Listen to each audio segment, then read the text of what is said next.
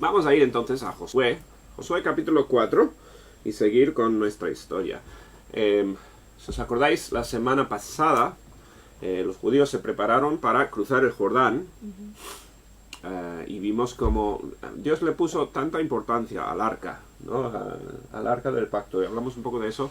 Y hoy, el capítulo, vamos a pasar pues un capítulo entero hablando de lo que es el cruce del río Jordán, que es muy curioso para mí. A mí me gusta mirar cuánta sección de la Biblia se dedica a diferentes eventos. Bien, y se dedica una porción grande de la Biblia, más que la toma de Jericó, más que otras historias de la Biblia que dirías que son más importantes, a este cruce de un río. Bien, ¿y por qué es eso? Porque fue muy importante y contiene mucha enseñanza para nosotros esta sección de la Biblia. Así que bueno, vamos a mirar esa enseñanza. Como siempre, mientras leemos, hacernos la pregunta: ¿por qué está esto escrito y para qué? ¿Y cómo me afecta a mí? ¿Cuál es la aplicación de todo esto? Bueno, gracias. Vamos a empezar orando.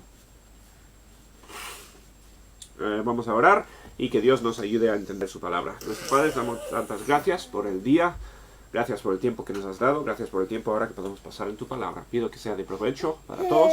Pido que nos ayudes a glorificarte. Y te lo pedimos todo en el nombre del Señor Jesús. Amén. Amén. Muy bien, pues Josué 4, versículo 1 dice: cuando toda la gente hubo acabado de pasar el Jordán, Jehová habló a Josué diciendo...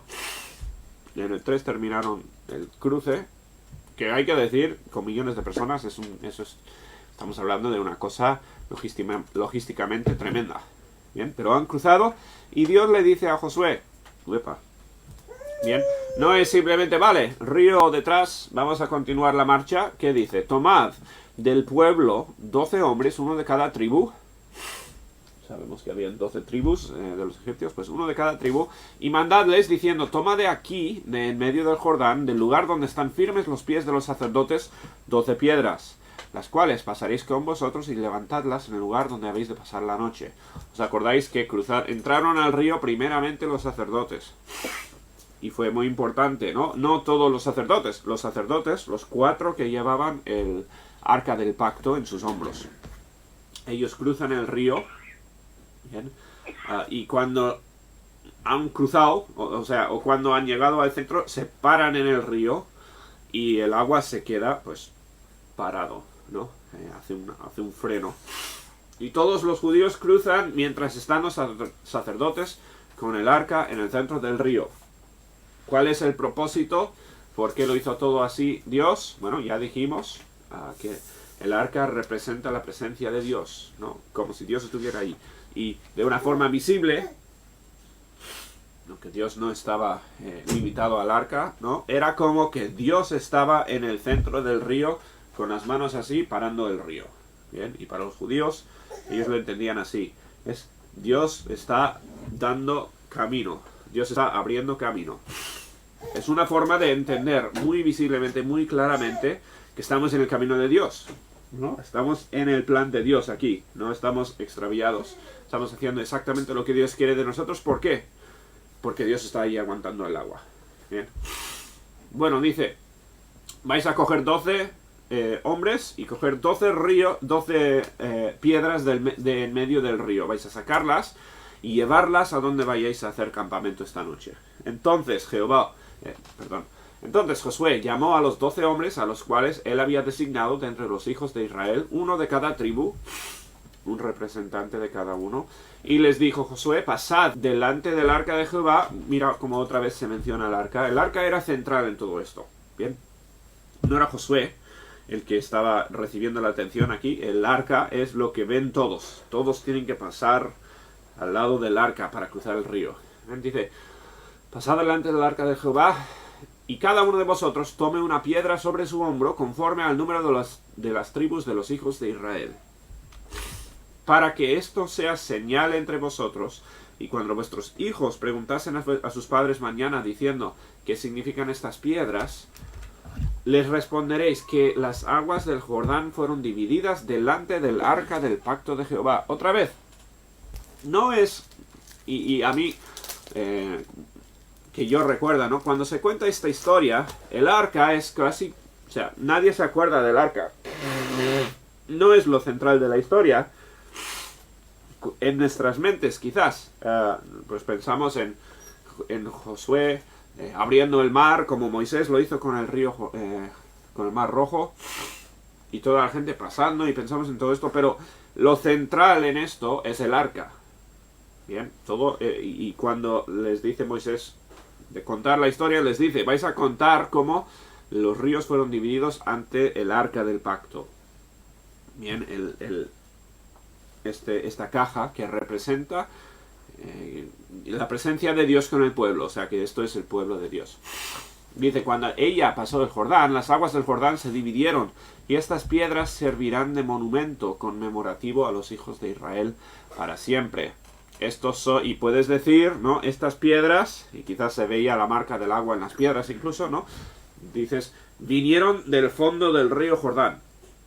Estas piedras las sacamos cuando cruzamos por el mar. Digo, por el río. Bien.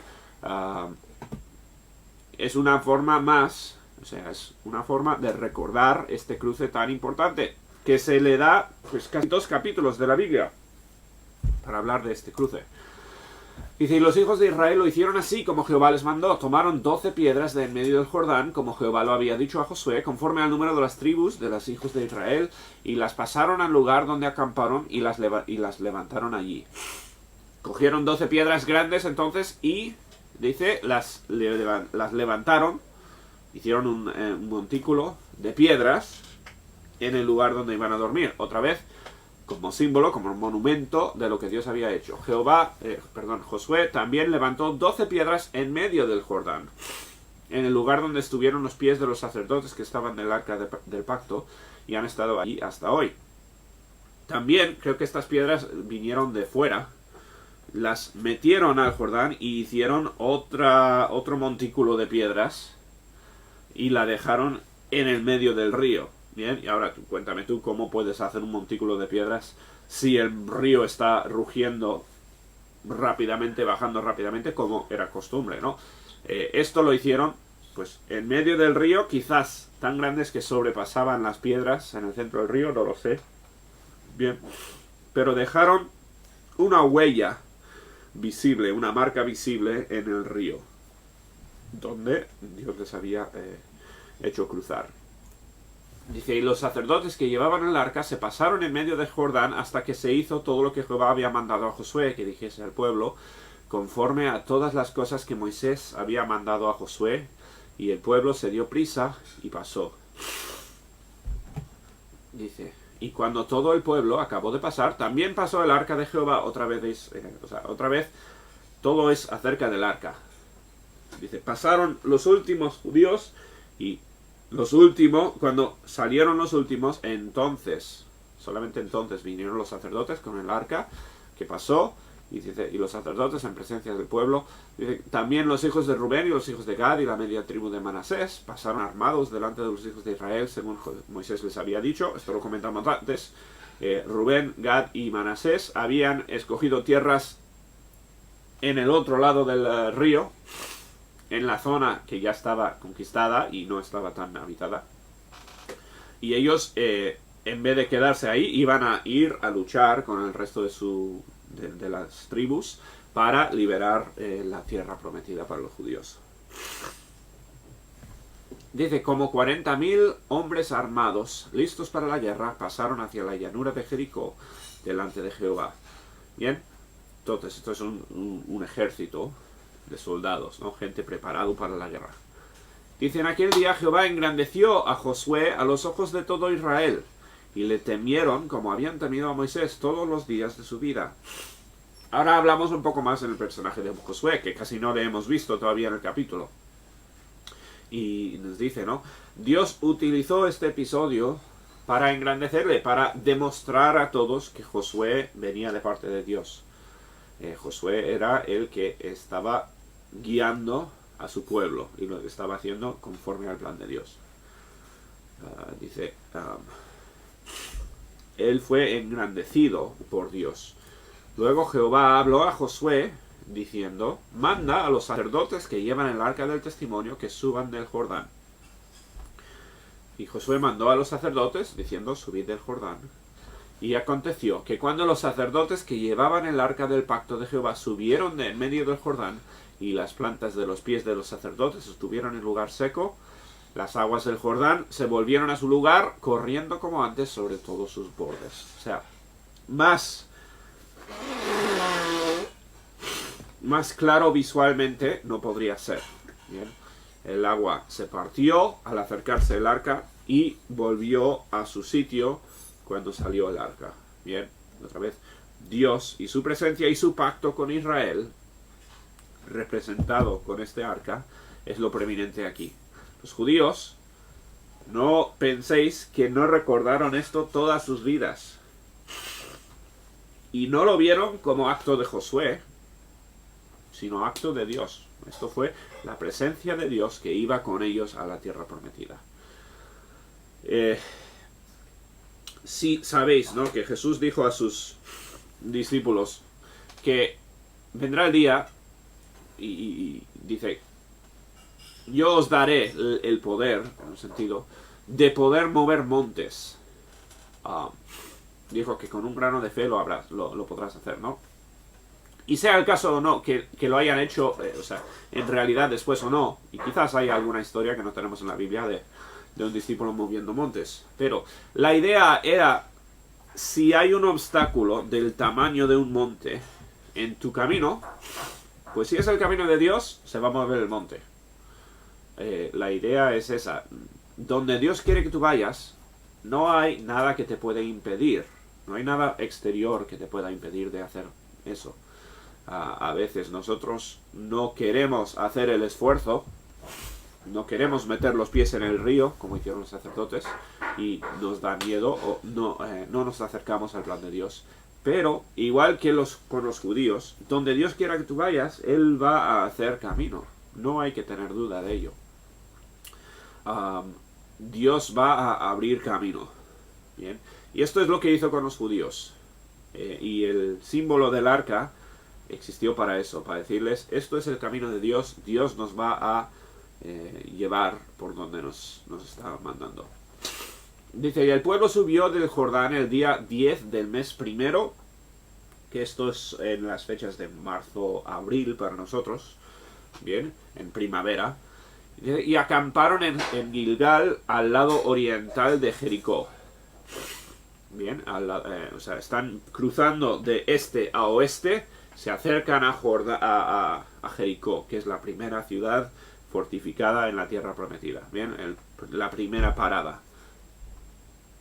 Dice, y Jehová erigió en Gilgal las 12 piedras que había traído del Jordán. O sea, cogió las piedras que se habían llevado desde el Jordán. Y habló a los hijos de Israel diciendo, cuando mañana preguntaren vuestros hijos a vuestros padres, a sus padres, y dijeran, ¿qué significan estas piedras? Declararéis a vuestros hijos diciendo, Israel pasó en seco por este Jordán. Estas piedras vienen del río. No se pueden sacar piedras de esta forma del río cuando baja rápidamente, ¿no? Esto fue por milagro. Cogieron estas piedras del suelo que estaban secas. Dice, porque Jehová vuestro Dios secó las aguas del Jordán delante de vosotros hasta que habíais pasado a la manera que Jehová vuestro Dios lo había hecho en el mar rojo, el cual secó delante de nosotros hasta que pasamos. Y aquí nos da el propósito, y esto es muy importante, ¿no? Para que todos los pueblos de la tierra conozcan que la mano de Jehová es poderosa, para que temáis a Jehová vuestro Dios todos los días. ¿Por qué hizo todo esto Dios, no? ¿Por qué no les dijo Dios, vais a construir un puente, o vais a hacer barcos, o habrían otras formas de cruzar el río, ¿no? ¿Por qué de esta forma? ¿Por qué quiso Dios obrar así? Pues para los judíos era un recordatorio muy fuerte de lo que Dios había hecho con los judíos saliendo de Egipto, ¿no? Dios había rescatado a sus padres, porque estos eran niños en esos días, ¿no?